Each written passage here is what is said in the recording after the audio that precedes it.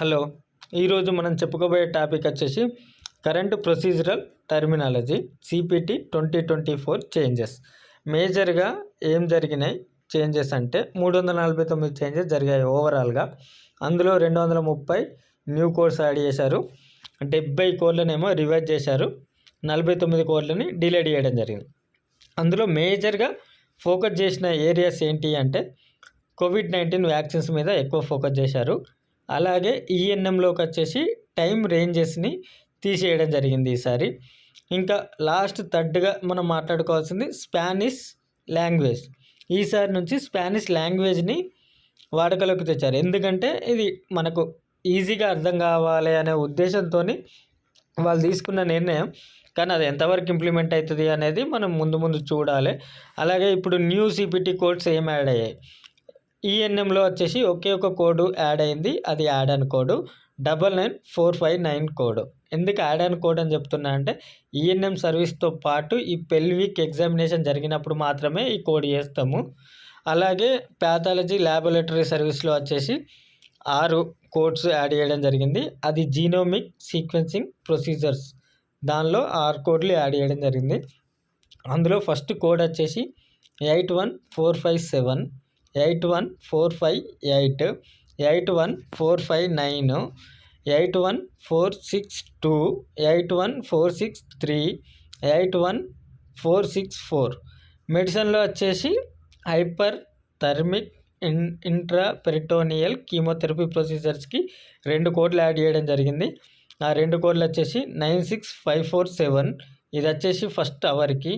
Next add on code వచ్చేసి 96548, ఇది each additional 30 minutes కోసం యాడ్ చేయడం జరిగింది. అలాగే category 2, category 3 PLA codes, appendix O codes, ఓవరాల్గా 27 కోడ్స్ని కూడా ఈ పర్టిక్యులర్ లొకేషన్స్లలో యాడ్ చేయడం జరిగింది.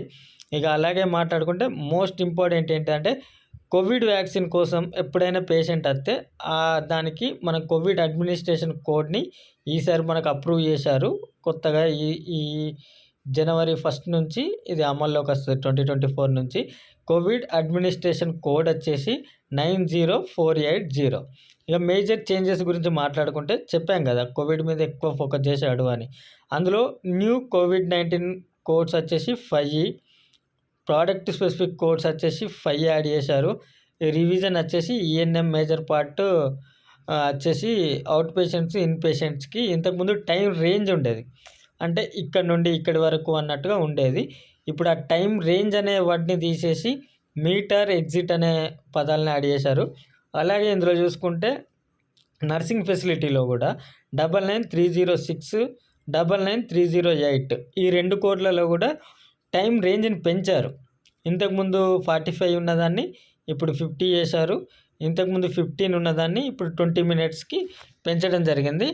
అలాగే డిలేటెడ్ కోడ్స్ వచ్చేసి 99441, 99442, 99443 ఈ 3 వచ్చేసి టెలి హెల్త్కి సంబంధించినవి, ఆడియో విజిట్స్ ఓన్లీ, వీటిని డిలీట్ చేయడం జరిగింది. అలాగే కేటగిరీ 2 కోడ్స్ను కూడా కొన్ని డిలీట్ చేశారు, T సిరీస్కి సంబంధించినవి. అలాగే నెక్స్ట్ రివిజన్ కోడ్స్ చూసుకుంటే మనం ఇంతకుముందు చెప్పుకున్నాం కదా ఈఎన్ఎంలో ఏం చేశారంటే ఇంతకుముందు ఇప్పుడు 99202 అనేది 15 మినిట్స్ అని 15 మినిట్స్ మీటర్ ఎగ్జిట్ అనే ఒక వర్డ్ని మనకు డిస్క్రిప్షన్లో యాడ్ చేయడం జరిగింది. ఇంతకుముందు ఎలా ఉండదంటే 15 to 30 మినిట్స్ అంటే మనం 99202 ఆ బిట్వీన్లో ఏ మినిట్ కార్డు ఉన్నా కూడా మనం అది కోడ్ చేసేవాళ్ళం.